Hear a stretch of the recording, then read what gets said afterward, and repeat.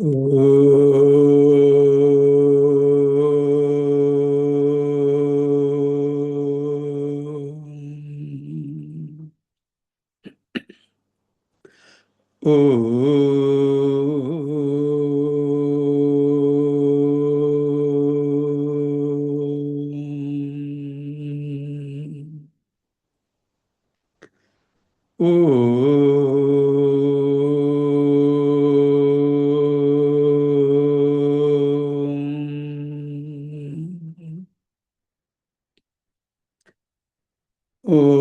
Shri Ganeshaya Namaha. Om Shri Saraswatyai Namaha. Om Shri Gurubhyo Namaha. Sada Shiva Samarambham Shankaracharya Madhyamam Asmadacharya Paryantam Vande Guru Paramparam. Shruti Smriti Purananam Alayam Karunalayam Namami Bhagavatpada Shankaram Lokashankaram. Samasta Janakalyane Niratam Karunamayam Namami Chinmayam Devam Sadgurum Brahma Vidvaram. Sadgurum Brahma Vidvaram.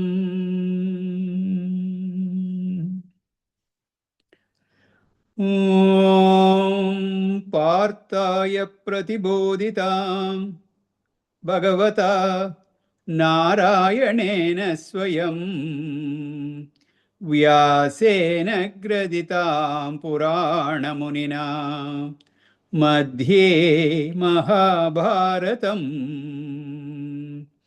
Advaitamritavarshinim Bhagavatim Ashtadashadhyayinim Ambatvam Anusandadhami Bhagavad Gite Bhavadveshinim Yam Brahma Varunendra Rudra Marutah Stunvanti Devyaistavaihi Vedai Sangapadakramopanisadaihi Gayanti Yam Samagah Dhyanavastita Tadgatena Manasa Pashyanti Yam Yogino Yasyantam na vidusura suraganah Devaya tasmai namaha Devaya tasmai namaha.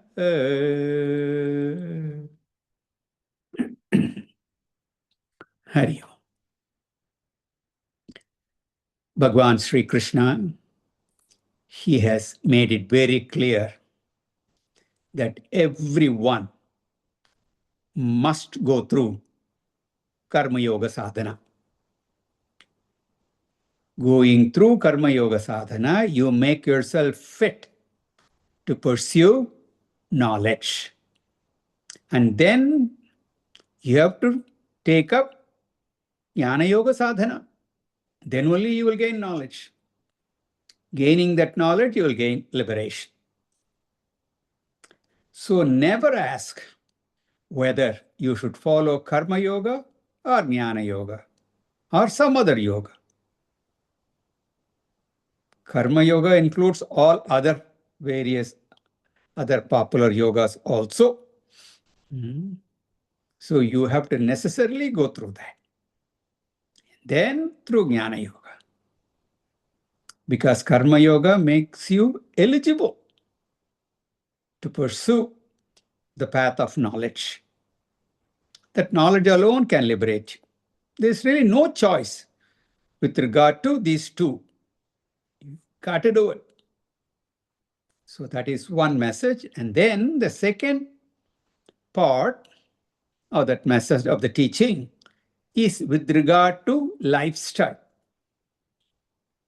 one can practice both these two sadhanas, either by leading a life of activity, pravritti, being active in the family, being active in the society, can do that. That's one way. The other way is the lifestyle of nivritti, withdrawing from all activities in the society, insulating yourself from worldly activities. You can follow either one, but in both, you have to follow the two sadhanas. What exactly would be entailing in karma yoga part, that will depend on the lifestyle. But as far as the jnana yoga part is concerned, same steps. One thing that is really common to both is to give up raga and dvesha, likes and dislikes. And the way you give that up is a little bit different. Karma yoga is one way, the activity itself, performing those actions with the karma yoga bhavana, that will help you in that process.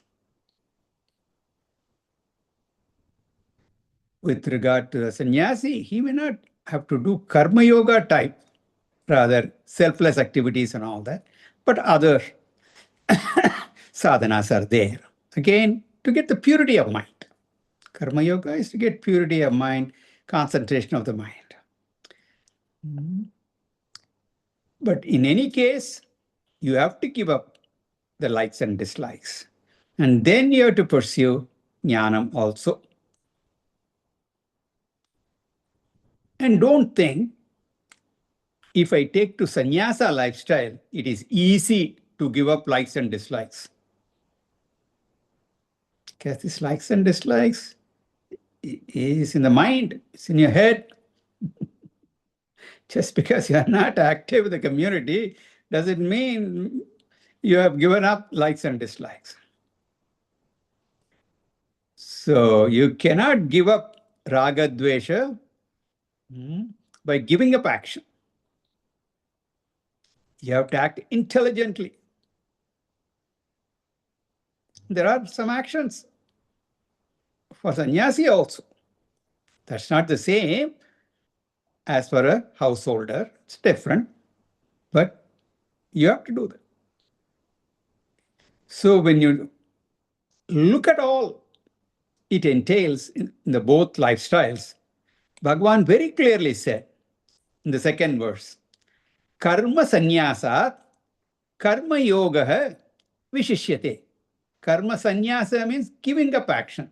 Better than that is karma yoga, being engaged in karma with the right bhava.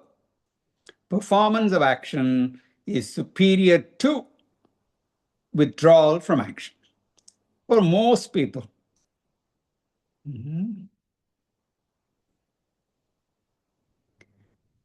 And Sri Krishna elaborated on this point, and he said, Jneyasya nitya sannyasi yo nadveshti na kankshati nirdvandvo hi mahabaho sukham bandhat pramuchyate. The third verse. That intelligent householder who knows how to manage, who is a master of likes and dislikes, that person is ever a sannyasi.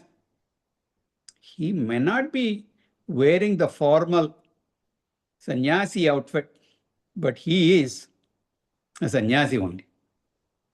And he will be free of bondage. And so he said in the fourth verse, Sankhya yoga prutak balaha pravadanti na panditaha ekamapyastita samyak ubhayor vindate phalam. It's only immature, childish people and not the wise people who say the two lifestyles of performance and withdrawal from action, they are different. They don't know. So Bhagavan very clearly says, take your pick, doesn't matter. But you have to follow the appropriate dharma in either of those ashramas. Follow the lifestyle as it is said efficiently, and then you will get the result which will be common to both. And what is that? We saw that in the 5th verse. Yat sankhya prapyate sthanam tatyogairapi gamyate ekam sankyam cha yogam cha yap pashyati sa pashyati. One who sees the final goal reached by the sannyasi and the yogi, both of them reach the same destination, one and the same. If one is able to see that, then he has the right vision. So we have seen up to this so far. We see further elaboration in the 6th verse now. Let us read. Sanyasastu mahabaho, sanyasastu mahabaho, dukkhamaptumayogataha, dukkhamaptumayogataha, yogayukto munirbrahma, yogayukto munirbrahma, nachirenadhigacchati, nachirenadhigacchati. Sanyasastu mahabaho, dukkhamaptumayogataha, yogayukto munirbrahma, nachirenadhigacchati. So Bhagavan has said, both lifestyles, grihastha or a sannyasa, both are effective. Both can get the job done. And if someone were to ask a student entering the university, if he asks, which course is better for me? What is the field of study?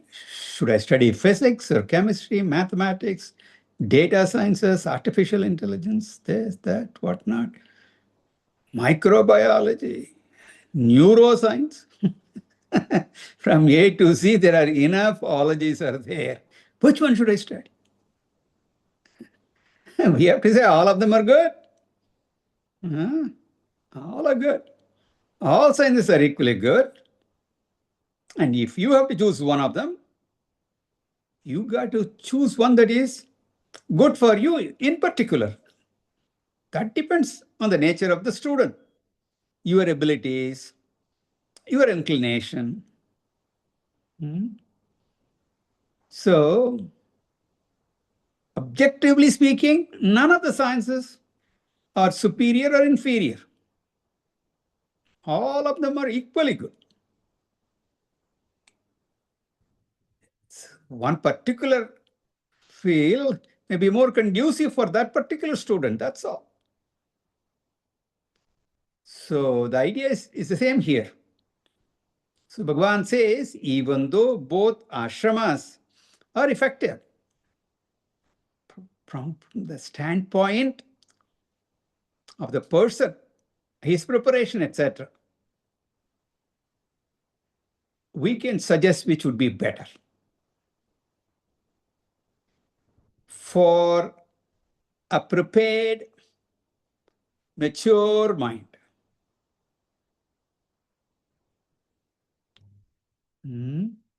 Sanyasa ashrama is fine.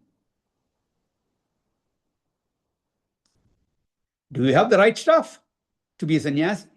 That is what you need to ask yourself. For the unprepared mind, Sannyasa ashrama is not suitable, not because it is not good, but because of the seeker's maturity.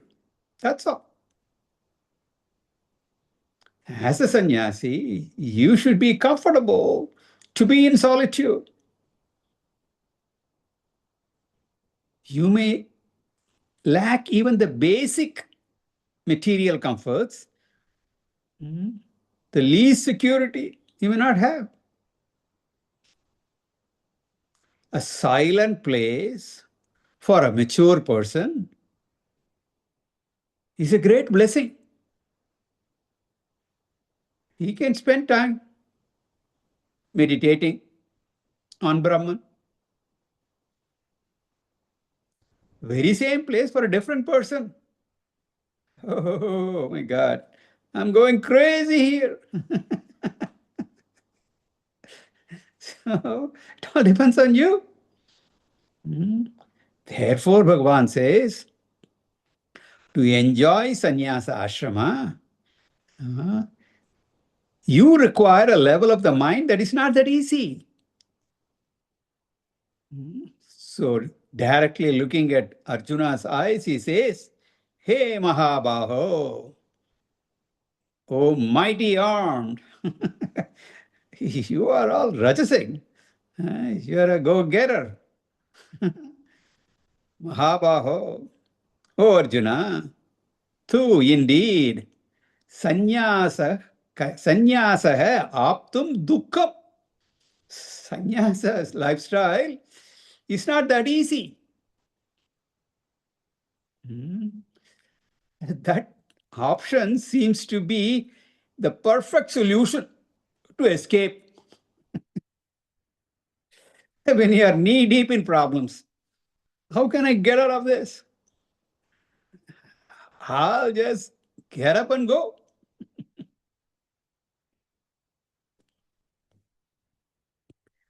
And there are some householders who have done that. Either they are having trouble at home or they are into financial problems. So one fine morning they abscond. The fellow is nowhere to be found. He's run to the Himalayas. You can get sannyasi's clothes. You can go to any shop, get that, and then stitch. And you don't even have to stitch. It's a simple wrap, right? So that's perfect. All that you need is 2 meters of upper cloth and 2 meters of lower cloth, and you're done. Simple. And then you are hiding in a cave. They can't find you.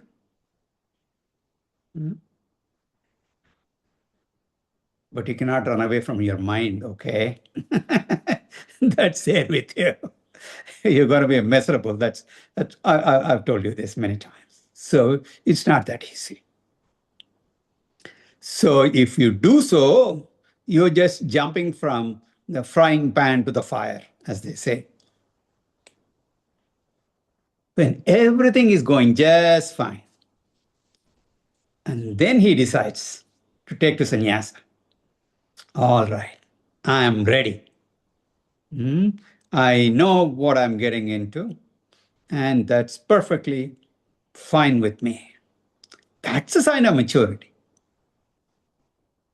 But ayogataha, sannyasaha, aptum dukkham, very difficult to renounce for the one who is ayogataha. He doesn't have the yogita.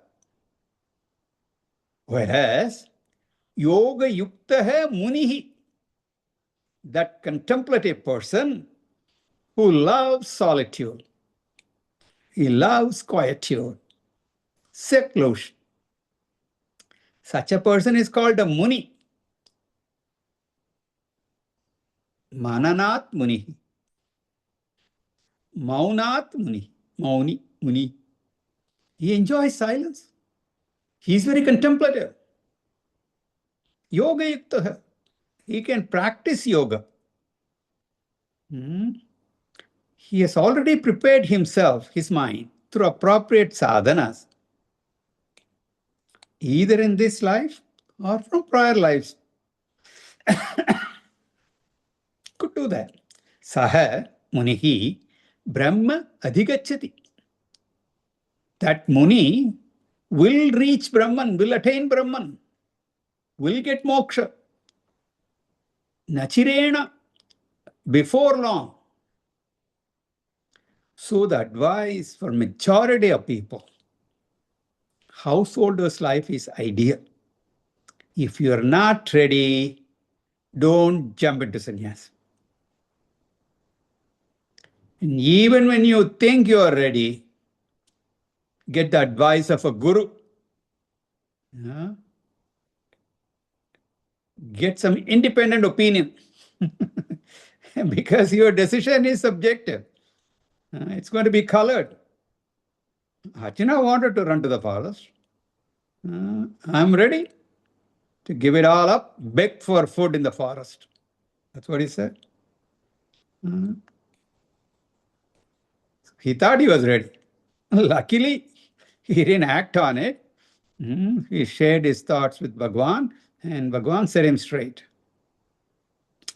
So here in the first line it is said, it is difficult to reach sannyasa without yoga. Okay. So what should we expect in the second line? If you read, we should see with yoga one will reach sannyasa. That's what you should expect. Because it is difficult to reach sannyasa without yoga. So with yoga, you can reach. Instead, the second line says, with yoga, he reaches Brahma. So that means sannyasa and Brahma are one and the same. We will see in Vivek Chudamani, those of you studying Vivek Chudamani with you, we have not come to that verse. Shankaracharya says, Brahma is what? Jati niti kula gotra duragam nama rupa guna dosha varjitam desha kala vishayadi vartayat brahma tattvamasi bhavayatmani. That Brahma is beyond all this jati, niti, kula, gotra, nama, rupa, guna, dosha. None of it is there. Brahma is neither karta nor bhokta. So that is called sannyasa. This sannyasa is gained by that person by saying munihi manana shila. So he is a contemplative person. He can do mananam, manana shila. And to do manana, you should have been a shravani. You should have listened first. So you should be a yoga yukta purusha. Then the mind is purified. He goes to your guru, serves the guru, asks for this knowledge, listens to his teachings, and then he reflects upon the teaching. The very fact it is said, adhigacchati. He has done nididhyasana also, meditation also. And thus he has gained the Brahma Anubhava. Aparoksha Anubhava he has gotten. Direct realization of Brahman he has. To get there, hey Arjuna, you have to start yoga. You cannot skip that step. Okay, Bhagwan, I hear you. You have given it to me. All right. Repeatedly, I get it. I got the message. Now tell me, how do I do it? What is the exact process? And when I take to it, what happens? So here it is, the ladder of success. Verse 7. Yoga yukto vishuddhatma Yoga yukto vishuddhatma vijitatma jitendriyah vijitatma jitendriyah sarvabhutatma bhutatma sarvabhutatma bhutatma kurvannapi na lipyate kurvannapi na lipyate yoga vishuddhatma vijitatma jitendriyah sarvabhutatma bhutatma kurvannapi na lipyate. Up until the last verse, Bhagwan made a comparative analysis of the two lifestyles, that of a grihastha, householder, or a sannyasi, a monk or a renunciate. And he said, both of these ashramas, both lifestyles, are good. They have their own unique strengths and weaknesses. But both are equally effective. But for majority of the people, a life of activity as a householder is better than renunciation of actions. So with this, the choice of lifestyle is concluded. Okay, you have enough information, and then you make an informed decision, which is good for you. Now, in this verse, he will talk about the sadhana that everyone must practice, regardless of lifestyle. Irrespective of lifestyle, what is the sadhana? And in that, there is no choice. A householder taking to a life of activity has to go through a set of sadhanas. And so does a sannyasi. It may be a different set, but they have to do that. The stages are beautifully described in this verse. It's a verse for sadhana.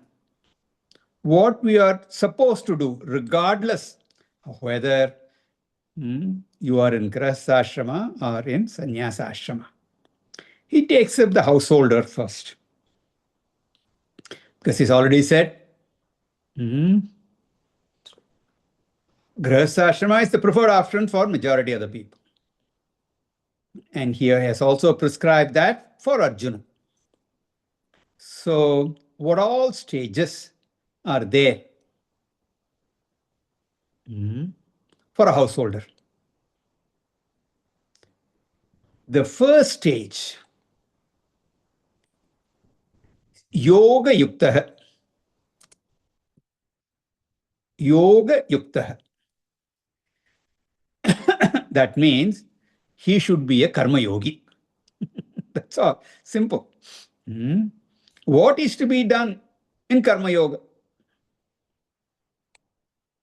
This has already been described elaborately in the third chapter.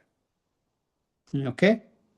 If you cannot answer this question, go back, study. Okay? If you want a quick summary, go to the 30th verse of that chapter. Beautifully summed up there. He does all his actions as a worship of God, receives all the results of action as Ishvara's blessing. Ishvara Arpana Buddhi and Prasada Buddhi. If you don't remember anything, at least you remember these two catchphrases. We will not go into the details again because we have covered it exhaustively. Karma Yogi is one who balances the pursuit of material prosperity and spiritual progress. He doesn't spend the whole day or his entire life trying to earn money, build wealth, and all that. One's entire life is consumed by material pursuits, and he says he has no time for religious life or spiritual study, he's not a karma yogi. You got to make time for that. Got to make time. Today, our distractions have multiplied so much. It's a bigger challenge now.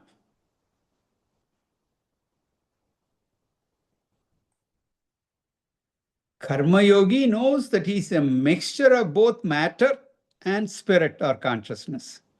It's a mixture of Atma and Anatma. We're all a mixture of both. So our life should also balance them both. I should find a time in the day to practice sadhanas mentioned in the 3rd chapter. I do have many activities for material acquisitions. Nothing wrong. But do not think life is only artha kama pradhana. Dharmartha moksha, 4 pursuits are there. So don't confine yourself to artha and kama. All the time devoting your entire life for that security, for comforts, for pleasures, or to guarantee something in the hereafter also, I will do some dharma. And there again, it is for artha and kama. But dharma for dharma's sake, and then pursuit of moksha. You should allocate some time for that. Of course, the life goes in such a way, initially the material pursuits may be more. Spiritual pursuits may be less. That's okay. But should not be zero. And then it should gradually change. The mix should change toward more and more spiritual aspects of it. You must make time for spiritual pursuits. Gradually it must increase. Slowly you transition yourself to vanaprastha and then exclusively. That is the ideal continuum of life care. That's how our 4 stages of life were designed. The ashrama dharma, the ashrama scheme was designed for that. Even if you do not go through those physically, you should take them mentally. No problem if you are stuck with worldly activities.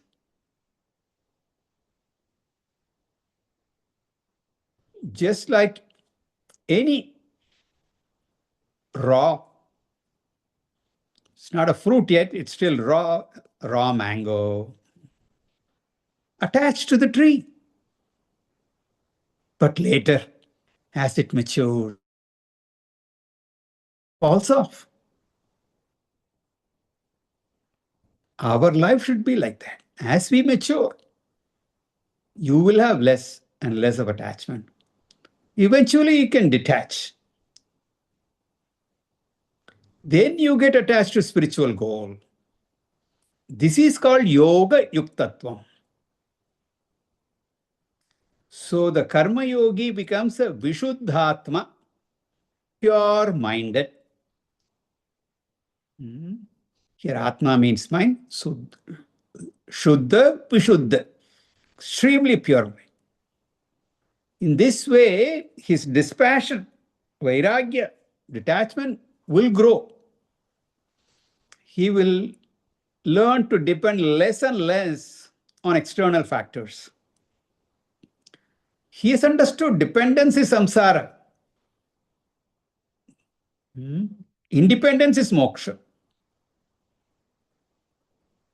This comes through only by detaching from the external factors physically and psychologically.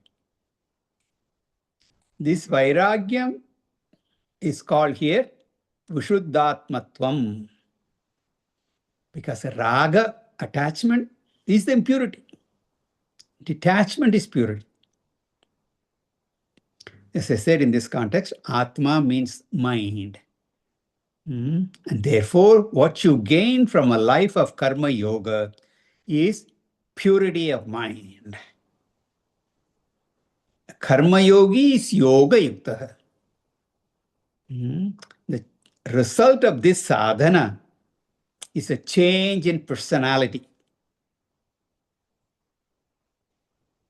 The society may measure one's success in terms of possessions, but Vedanta measures it in terms of personality transformation. Karma yoga may not bring success as the society sees. But Vedanta sees it differently. It looks for Vishuddhatma, a pure-minded person.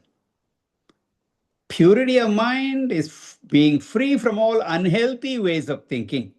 Kama, Krodha, Lobha, Moha, Mada Matsarya, Raga, Dvesha, all these negative tendencies. We'll see later in the 16th chapter, the Asuri Sampat. All those collection of those negative thoughts will be replaced by Daivi Sampat. You will have the divine wealth. So the development of positive virtues and freedom from negative tendencies, that is what is called Vishuddhatmatva. This is the second stage. Then the next stage is Karma Yogi becomes Vijitatma Jitendriya. Vijitatma. Here the word Atma means the body. So you have to be very careful. The same word Atma in the same words, it's different meanings. Previously, Vishuddhatma, that refers to the mind. Here is Vijitatma, one who has conquered the Atma, here, the body, sense organs, like that. So Vijitatma has mastery over his body, has mastered Jitendriya, mastered the senses. In short, he has Shama, Dhamma, and Uparama. We have seen that as a qualification. Sadhana Chatushtaya. Shama, Dhamma. Shama, control of mind. Dhamma, senses. Like that, Uparama, withdrawing from sense organs. This is like when you manage a river flow. You build a dam across the river so the water does not get wasted by just flowing into the ocean. But then you have to channelize the water flow. So in the same way, managing your physical and mental energies. And then you should direct them properly. They should be conserved and then channelized. This is mastery over one's own sense organs. Once a person has purified his mind and mastered his organs, he has become eligible for self-knowledge. Such a person is a Jnana Yoga Purusha. So the prerequisites for self-knowledge is purity and mastery over your senses. All the religious practices are for this Jnana Yogyata Prapti, for gaining this fitness for knowledge.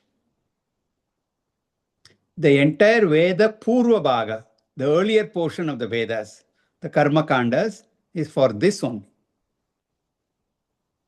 Once that is achieved, the spiritual pursuit can start in earnest. And we've already said, should we wait for that to happen? No. You start the process simultaneously.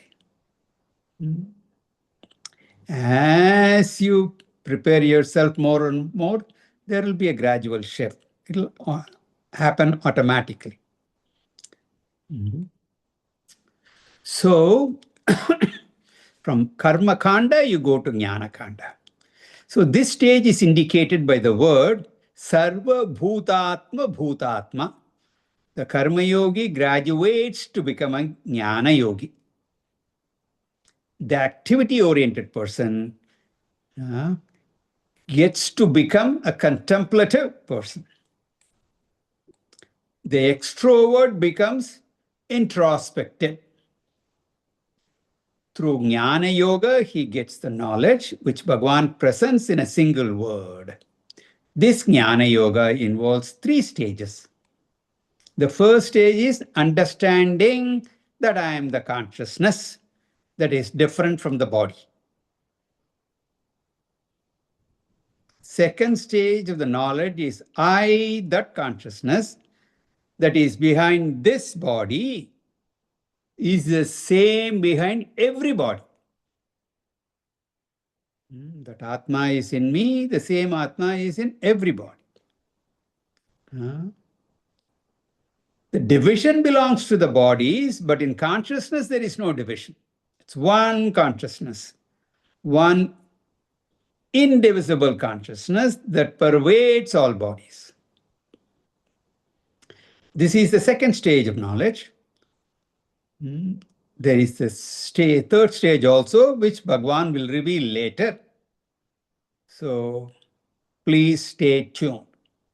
Now he says, Bhutatma Bhutatma. A Jnana Yogi is one who knows I, the consciousness, that is behind the body of mind, is behind Sarva Bhuta, all beings also.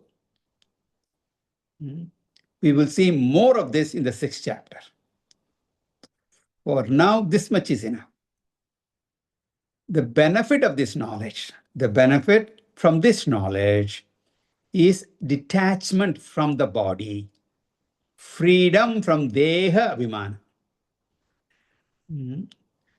Elsewhere we will see, elaborately in Panchadashi, when he talks about this Abhimana. Abhimana is the problem. And the toughest Abhimana identification is with the body. The identification with the body is so powerful.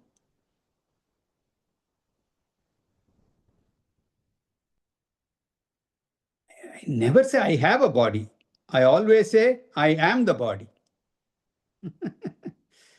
We may not be going around saying that explicitly, but the way we think and act and behave and everything, that is kind of there. The undercurrents are there. Every description of me is the description of the body only. So when I say body, just not the physical body, the mind, intellect, everything. All the anatma, the BMI, body, mind, intellect. Now I say, I am the consciousness functioning through the body, mind, intellect. I am not the upadhis, but I am the consciousness behind those upadhis. Once there is such a detachment, this detachment is mental detachment. So, Deha Abhimana Tyaga, that will give rise to Karma Abhimana Tyaga. Then you will give up the actions also, identifying with actions. Because actions belong to the body. When I identify with the body, I will identify with the actions also. All the problems stem from those two identifications. One is with reference to the body, and the other is with reference to the properties of the body. Whole Vedanta is all about how to tackle these identifications. Therefore, Bhagavan says, Sarva Bhutatma Bhutatma Kurvan Api na lipyate. The Jnana Yogi is not tainted by any action. He does not identify with any action. Kurvan api, even while acting. So, Jnani does not have this karma abhimana, identification with action. This is called ahankara abhimana abhava, the absence of ego. This idea we have seen in the third chapter also. Verse 27, Prakrite kriyamanani gunaih karmani sarvashah ahankara vimudhatma kartaham iti manyate. The one who identifies with the body and its properties becomes a karta, and he becomes a bhokta. When you identify with the action, I am doing the action, I become the doer. And when I identify as a doer, results will come and I'll experience the results. Then I become a bhokta, experiencer. So such a person, Bhagavan says, vimudhatma, completely deluded. And then he contrasted that in the very next verse, in the third chapter, 28th verse. Tattvavittu mahabaho gunakarma vivagayoho guna guneshu vartanta iti matva na sajjate. The one who is able to objectify his own body as a part of this creation. We are able to see every other body as part of creation. But when it comes to our own body, we see it differently. So change that. Look at your body also in the same way. A wise person does it. So a jnani has this kind of objectivity. There's no subjectivity involved with reference to his body. He has detachment. So when you take your body and look at it objectively, and all actions are done by the body, mind, etc. So they are doing their thing. What do I have to do with it? So kurvan api, while doing also, even while acting, na lipyate. They don't touch me. They don't taint me. So we have seen this idea that a wise person, while acting, is untouched by his actions. We saw this elaborately in the fourth chapter. Shariram kevalam karma kurvannapnoti kilbisham. Verse 21. Yasya sarve samarambah kama sankalpa varjitah jnanagnidagdha karmanam tamahuh panditam buddha. 19th verse. He has burnt all his actions. Jnanagni, the fire of knowledge. And then, yadrachalabha santushtah dvandvadito vimatsarah samasiddhava siddhaucha kritvapi na nibadhyate. So whatever comes by, he takes it. The dvandva takes everything in stride. Samaha is same in what? Siddha, asiddha. Failures and success, he looks at it the same way. So, kritvapi na nibadhyate. While acting, it doesn't bind him. Bhagavan says, such a person, if at all he does any actions, it's what the momentum gathered according to his prarabdha, that goes on. Or loka sangraham, For the welfare of the society, he is acting. When he acts in this way, he is able to see inaction in action. He is a akarta bhokta. His realization is aham brahma asmi, aham brahma swarupa. I am of the nature of Brahman. I am never bound. Never bound.